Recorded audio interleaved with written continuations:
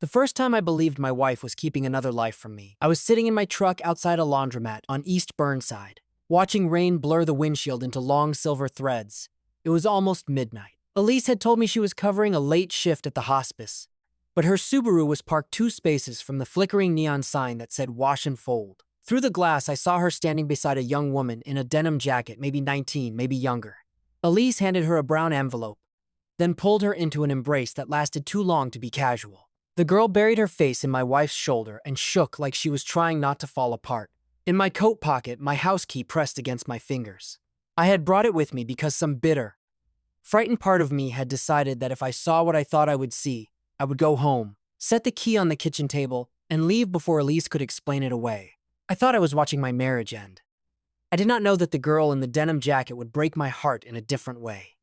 I did not know she would hand me a truth I had spent almost 30 years pretending I no longer wanted. My name is Marcus Hale. I am 41 years old, and I make my living listening for things that are almost right. For 22 years, I have repaired and tuned pianos in Portland, Oregon, concert grands in houses with gates, uprights in churches that smell like dust and old hymnals, spinets in apartments where people apologize for the mess before letting me in. I sit on a bench with my tools laid out beside me and listen to one note at a time until I hear where the truth bends. A piano never lies. If a string is too tight, it tells you. If a hammer is worn, it tells you.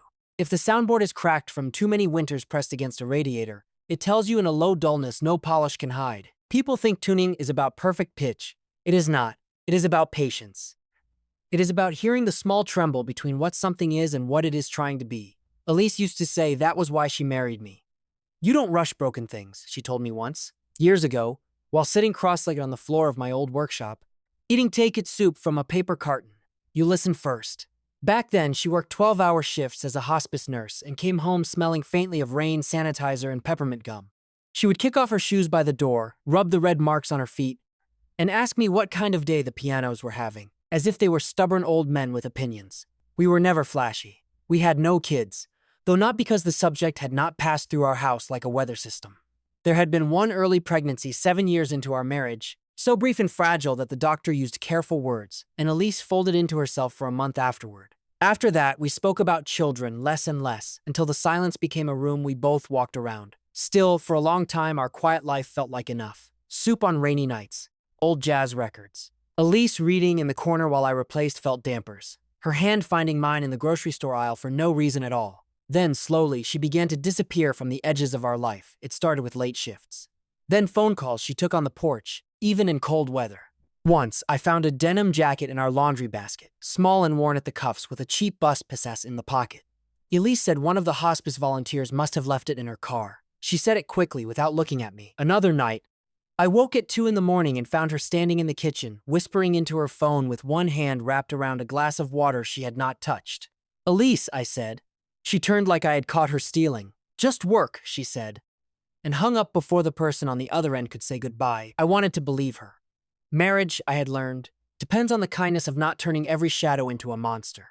But I had an old wound in me that had never scarred over cleanly. When I was 12, my father left our house with a small blue suitcase and a promise. I'll call you Friday, he told me. I remember the smell of my mother's coffee burning on the stove. I remember his coat collar turned up against the February wind. I remember standing in the doorway in socks, too proud to cry where he could see me. Friday came, then another Friday, then years. His name was Raymond Hale, and after a while my mother stopped saying it. She took down the photographs, she sold his records. She worked double shifts and never spoke badly of him, which somehow made his absence louder.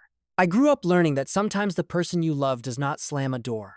Sometimes they just walk through it softly and let the silence do the damage. So when Elise began keeping secrets, I heard that old silence under every answer. The first real sign came on an ordinary Tuesday. I was looking for an ice scraper in Elise's car because mine had cracked, and there, wedged between the passenger seat and the center console, was a white pharmacy bag. I pulled it out without thinking. Inside were prenatal vitamins, ginger tablets for nausea, and a receipt paid in cash. For a moment, the world became very still. Elise and I had not talked about pregnancy in years. We had built a careful life around not saying certain words. I sat in the driver's seat with the bag in my lap, staring at the rain on the windshield, feeling something between grief and anger rise in chest. That evening, I made pasta and overcooked it until it sagged on the plate. Elise came home late, cheeks flushed from the cold, hair damp at the temples. Her phone lit up on the table while she washed her hands. I can't tell him yet, He'll hate me. I saw only that much before she reached for the phone and turned it face down. Who's N? I asked. She froze for half a second. Not long. Long enough. A patient's family member, she said. At 10 o'clock at night? She's young. She doesn't have many people. And she thinks I'll hate her? Elise picked up her water glass and held it with both hands. It's complicated. That word did something to me. Complicated is what people say when the truth is too ugly to put on the table. Are you pregnant? I asked. Her face changed, not into guilt exactly, but into pain. No, she said quietly. The room should have relaxed. It did not. Then why are there prenatal vitamins in your car? She closed her eyes. When she opened them, she looked tired in a way I had not noticed before. They're not for me. For who? I can't talk about it yet. Can or won't. She looked down at the pasta between us, the steam already gone. Marcus, please trust me. Trust me. 2 words people use when they do not want to earn it the hard way. I nodded because I did not trust my voice. We ate in near silence. Later, she touched my shoulder as she passed me in the hall, and I almost leaned into her hand. Almost. Over the next 2 weeks, I became a man I did not like. I checked the calendar on the fridge against the hosp schedule she left in her work bag. I noticed when things did not line up. She said she had a double shift on Thursday, but a nurse named Patty called the house, asking if Elise could swap Saturday because, "You're off tonight, right?" I stood there with a receiver in my hand and lied for my wife. I opened our banking app and found small withdrawals I did not recognize. $80, $120, $250. Nothing dramatic. Nothing that would make a person scream. Just enough to suggest a life being fed in careful portions. When I asked about the money, Elise said, "It's for someone who needs help. Someone named N." She did not answer. She bought a prepaid phone and told me it was for a patient who had no family. She came home one night with mud on the hem of her jeans when she was supposed to have been indoors. She started washing that denim jacket herself, hanging it over the shower rod like evidence she believed I was too stupid to see. I took my fear to Calvin because I had nowhere else to put it. Calvin owned a diner on Division Street, where the coffee always tasted a little burned and the booths had cracks repaired with silver tape. He was 15 years older than me and had known my mother back when my father left. He never tried to parent me. He just let me sit at the counter when I was younger and angry and broke. He filled my mug without asking and watched me stir cream into it until it turned the color of wet cardboard. "Elise is lying to me," I said. He wiped the counter. "About what? I don't know. That's the problem." I told him pieces, the vitamins, the phone, the girl with the initial N, the late nights. Calvin listened the way good mechanics listen to engines. When I finished, he said, "A secret isn't always a betrayal. That sounds like something people say right before they betray you." "No," he said. "That sounds like something an old man says after watching people make prisons out of old pain." I stared into my coffee. He leaned his forearms on the counter. "Your daddy leaving taught you to listen for footsteps. I get that. But not everyone walking quietly is walking away." I wanted to resent him for being right enough to make me uncomfortable. That night, Elise came home while I was in the workshop behind our house, replacing a cracked bridge pin on a Baldwin upright. She stood in the doorway with rain dripping from her coat. "You didn't come in for dinner," she said. "I wasn't hungry. I left soup on the stove." I saw. She stood there a moment. Then she came over and kissed the top of my head like she had done 1,000 times before. The tenderness of it nearly broke me. It is cruel.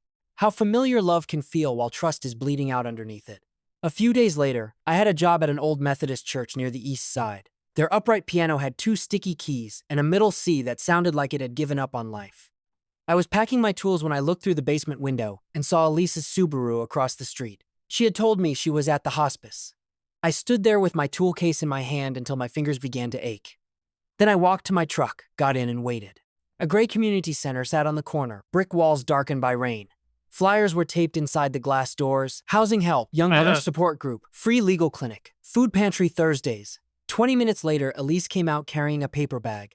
Beside her was the girl from the laundromat, denim jacket, dark hair tucked behind one ear, thin face. She looked younger in daylight and more tired. Elise handed her the bag. The girl shook her head as if refusing it, but Elise pressed it into her hands. Then Elise reached up and brushed hair away from the girl's cheek with a gentleness I recognized. I had been touched that way in hospital waiting rooms, in grief and fever. The girl's hand moved to her stomach, quick and protective. My breath caught. Everything arranged itself into a shape I could not bear. A young pregnant girl, my wife's secret money, vitamins, a prepaid phone, late nights. He'll hate me. I did not know who he was, but by then my mind had started building him. Some man Elise was protecting. Some mistake she had stepped into. Some life I had not been invited to see. When Elise drove away, I stayed parked until the rain turned the windshield white. I hated myself for following her. I hated her for making me feel like I had to. That evening, she asked if something was wrong. I almost laughed. No, I said, long day. She looked at me, really looked, and for a second I thought she might sit down and tell me everything. Instead, her phone buzzed in her pocket. She flinched, then took it into the bedroom and closed the door. There are sounds a marriage makes when it is coming apart. Not the big ones people imagine. Not shouting, not broken plates. It is the soft click of a door closing. It is one person breathing carefully in the dark so the other does not know they are awake. It is a dinner fork set down too neatly beside a plate of food nobody tasted. The thing that finally tore the cover off was not the phone. It was a photograph. Elise had a small oak nightstand with one drawer that stuck in damp weather. I was looking for batteries for the smoke alarm. That is what I told myself. Maybe it was even true for the first 10 seconds. Under a stack of hospice pamphlets and lip balm tubes was a folded photograph. I knew before opening it that I had crossed a line. I opened it anyway. The picture showed an older man sitting beside a young woman at a piano. The girl was Nora, though I did not know her name yet. The man's hair was gray, his face thinner, his shoulders smaller than memory had preserved them. But I knew the slope of his nose. I knew the way his mouth pulled crooked when he tried not to smile. Raymond Hale. My father, the room seemed to tilt. I sat on the edge of the bed with the photograph in my hand and felt 12 years old again. In the same envelope was a hospice billing statement. Patient name, Raymond Hale. My father was dying at the place where my wife worked, and she had known. I do not remember walking to the kitchen. I remember the voicemail because I played it 3 times, standing in the dark with Elise's old phone in my hand after it lit up on the counter. Elise, it's Nora. I'm sorry. I know you said to give it time, but he deserves to know. I'm just scared he'll look at me like I stole something from him. There are moments when the mind does not seek truth. It seeks the version that hurts in the shape it already understands. I thought Elise had found my father and chosen to build a secret around him. I thought Nora was his daughter, or someone worse. Someone to a past Elise did not trust me to survive. I thought my wife had taken the one wound I had shown her and placed herself on the other side of it.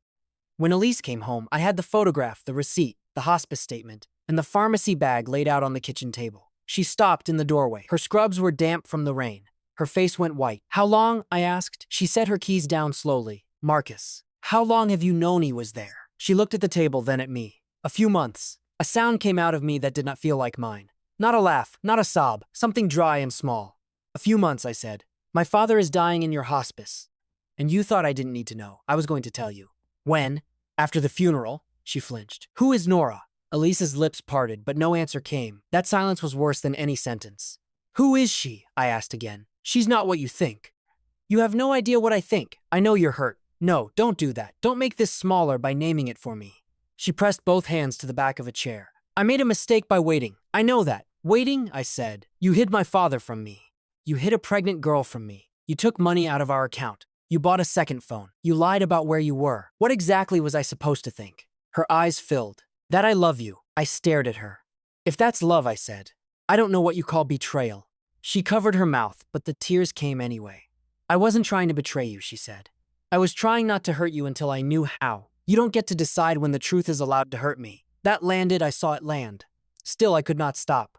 You turned me into that kid again, I said, standing in the doorway, waiting for a man who was already gone. Except this time, you were the one holding the suitcase. Elise started crying harder. Marcus, please. Let me explain, then explain. Tell me who Nora is. She closed her eyes. Too long, I nodded once. My chest had gone cold. I slipped my wedding ring off my finger. It resisted at the knuckle, as if my body knew more than I did. I placed it on the table beside the salt shaker. Elise looked at it like I had set down a living thing. I'm sleeping in the workshop, I said. Don't leave like this. I picked up my coat. Why? I asked.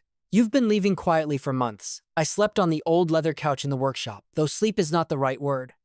I lay there listening to rain hit the metal roof and the dull wooden complaint of pianos settling in the dark. Around 3 in the morning, one of the uprights made a soft ping as a string shifted with the temperature. The sound startled me because it felt like something inside me giving way. By morning, my neck hurt and my mouth tasted like old pennies. A knock came at the workshop door just after 8. I expected Elise.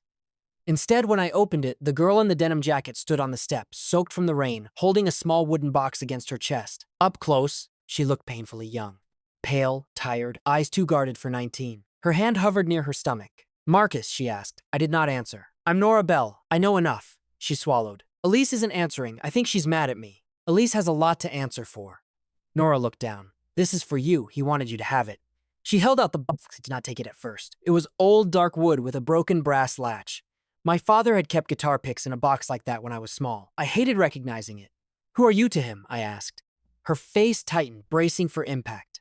His daughter, there it was. A clean blade. I took a step back and laughed once bitterly. Of course, he didn't tell me about you, she said quickly. Not until he got sick. I didn't know. That's convenient. Her cheeks flushed. It's true. Did Elise know? She figured it out. He kept saying your name when he was confused. Marcus. Tell Marcus. I thought he meant a brother or a friend. Elise asked questions. Then she asked my last name, my mother's name. She put it together before I did. I looked past her at the gray yard. The wet fence. The world continuing like it had not just shifted under my feet. Nora, I said, and her name felt strange in my mouth. Why was my wife buying you prenatal vitamins? Her eyes filled instantly. She looked away. Because I'm pregnant, she said. And my boyfriend left when I told him. My mom died last year. Raymond was all I had left, and he was dying. Elise said I shouldn't go through it alone. The anger in me faltered, not gone, but interrupted by something human. She gave you money? For food, bus fare, a clinic visit.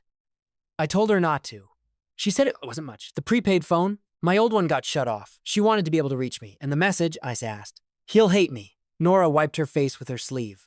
I meant you. I was scared you'd hate me because I was proof he started over. Like I had taken your place. I looked at this girl, shivering on my step in a jacket too thin for the weather. And for the first time I saw her not as a secret, not as a threat, not as a symbol of my father's betrayal, but as a frightened kid holding a box because the adults had failed her too. I opened the door wider. Come in, I said. She stepped inside carefully, like the room belonged to someone whose grief she might disturb. We sat near the workbench. I opened the box with hands that did not feel steady. Inside were a folded birth certificate, a few photographs, 3 letters addressed to me in my father's handwriting, and an old cassette tape labeled in black marker. For Marcus, if he'll listen. I had not owned a cassette player in years, but in a piano workshop, strange old machines gather like memories. I found a dusty portable deck in a cabinet, put in fresh batteries, and pressed play. At first, there was only hiss, then my father's voice filled the room. It was weaker than I remembered, older, but it reached into me with terrifying ease. Marcus, he said, and then he breathed for a long time. I don't know if I deserve for you to hear this. I probably don't. But Elise says a man can tell the truth without asking it to save him, so I'm going to try. Nora sat very still beside me. Raymond did not make himself noble. That was the first thing that surprised me. He did not blame my mother. He did not blame money or fear or fate. He said he was a coward. He said fatherhood had felt like a room he could not breathe in, and instead of asking for help, he ran. I told myself I'd call Friday, the tape said. Then I told myself I'd call when I had work, then when I had a place, then when your mother cooled down. Excuses are easy to stack until they become a wall. I stared at the cassette turning behind the little plastic window. He spoke of meeting Nora's mother years later, of trying to be better and still failing in quieter ways, of following my life from a distance through my mother's obituary, then through a newspaper article about a restored theater piano I had worked on. He said he had stood across the street from my shop once and left before coming in. That made me angrier than almost anything. I did not replace you, he said near the end, his voice breaking. A child is not furniture. You don't lose one and put another in the room. I failed you, Marcus. Nora did not. If she finds you, don't make her carry what belongs to me. The tape clicked off for a while. Neither of us moved. Nora whispered, I'm sorry. Those words from her felt unbearable. You didn't leave me, I said. She looked at me like she did not trust the kindness yet. I rubbed both hands over my face. My wedding ring was still on the kitchen table inside the house. Elise was somewhere carrying the wreckage of what she had hidden and what I had assumed. My father was dying. My sister, half-sister, stranger, girl in a denim jacket, sat beside a piano with a swollen belly and eyes full of apology for being born. I had been right that there was a secret. I had been wrong about almost everything that mattered. After Nora left, I stayed in the workshop and listened to the tape again. Not because it comforted me. It did not. It opened rooms I had nailed shut years ago. I remembered my father's suitcase. I remembered my mother scrubbing the same clean pan while waiting for a call that would never come. I remembered growing into a man who kept his life orderly because disorder felt like abandonment. Tools in their drawers. Bills paid early, promises measured before spoken, and I saw with a shame that sat heavy in my stomach what I had done to Elise. She had been wrong, deeply wrong. Love does not get to hide the truth and call the hiding mercy. She had taken away my right to know my father was dying. She had let fear make decisions that belonged to both of us, but I had taken every silence and forced it into the shape of my oldest wound. I had not asked to understand. I had collected evidence for a verdict I had already written. That afternoon, I walked into the house. Elise was sitting at the kitchen table, exactly where I had left the ring. She had not moved it. Her eyes were swollen. There was a mug of tea in front of her, untouched. I heard the tape, I said. She closed her eyes, and a tear slid down her cheek. I'm so sorry, she whispered. I sat across from her. The ring lay between us like a small question. You should have told me. I know. No, I said, not sharply but firmly. I need you to really know. Not because I'm angry. Because if we have any chance of surviving this, you cannot decide my pain for me again. She nodded. I thought I was protecting you. Then I thought I was protecting Nora. Then Raymond begged me for time. Then every day I waited made it harder to tell you. I kept thinking I would find the right moment. There wasn't going to be a right moment. I know that now. Her voice broke on the last word. I looked at the woman I loved, and I could see the exhaustion under the mistake. Elise spent her days sitting with people at the edge of death. She had built a habit of softening blows, dimming lights, lowering voices. She knew how to make hard things gentler. But some truths cannot be made gentle by hiding them. They only become heavier. I thought you were having an affair, I said. She flinched. With Nora, she asked, almost confused through the tears. With someone, with a whole life. I don't know. I was scared and I got ugly inside. You weren't ugly, she said. I just kept it quiet. We sat in that hard honesty for a while, then I asked, how bad is he? Elise wiped her face with both hands. Bad. He has days, maybe less. He asked for you yesterday. I looked toward the window. Rain gathered on the glass and ran down in uneven lines. I don't know if I can forgive him. You don't have to. I don't know if I can forgive you yet. She nodded, crying silently now. I know, but I'm going to the hospice. Elise's hand moved toward mine, then stopped, asking permission without words. I gave her my hand. She held it carefully, like something cracked but not beyond repair.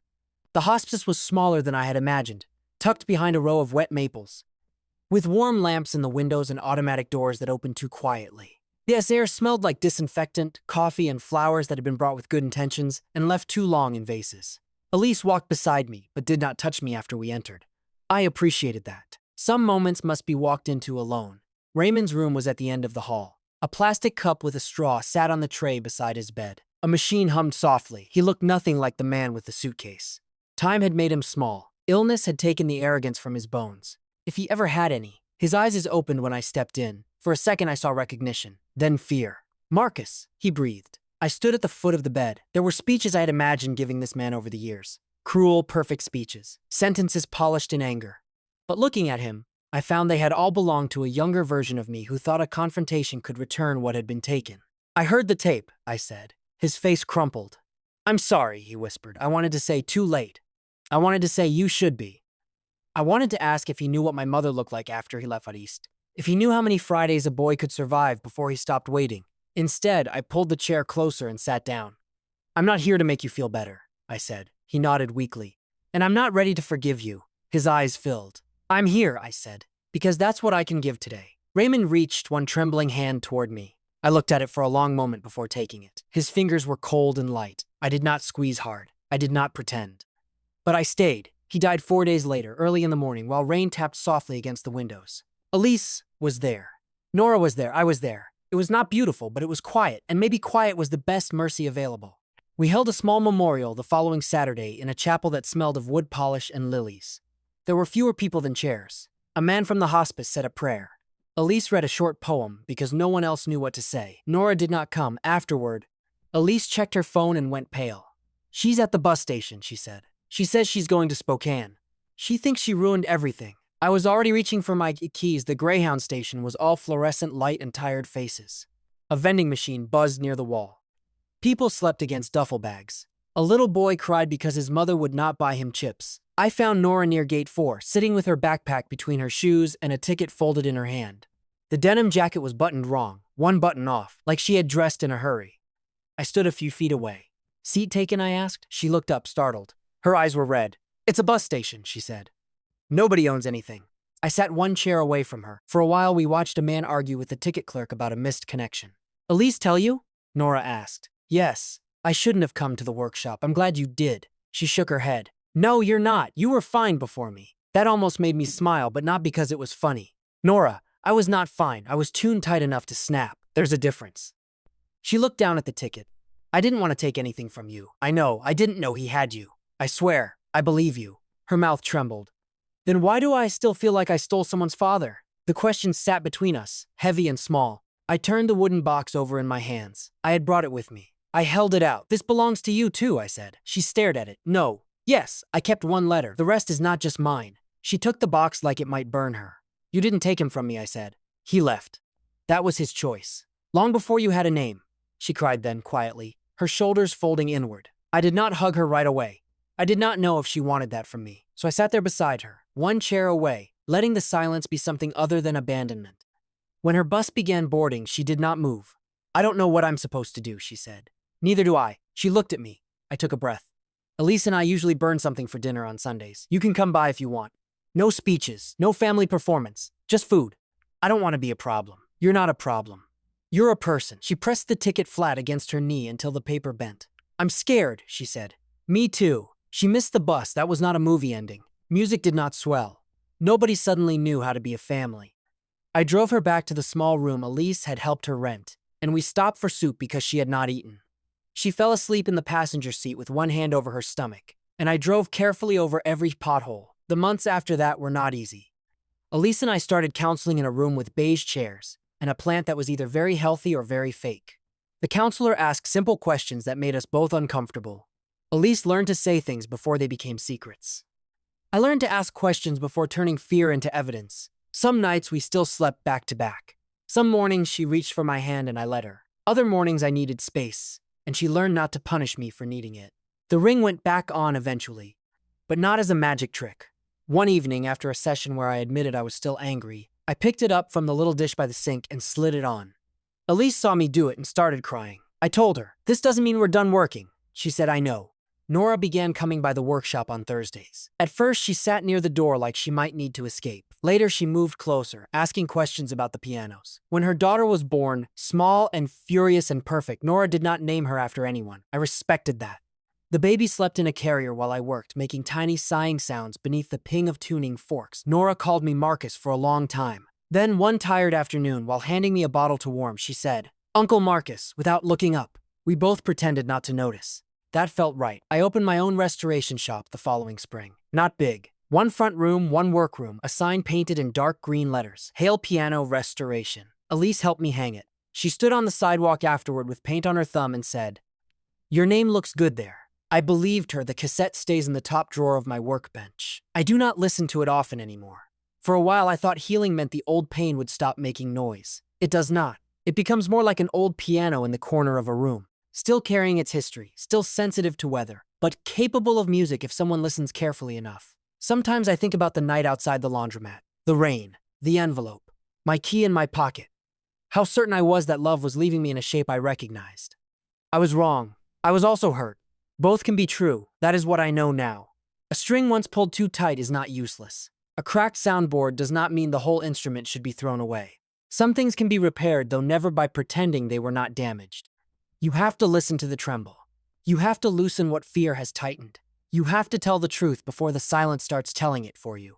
And not every quiet room is empty. Sometimes it is just waiting for someone to be brave enough to speak.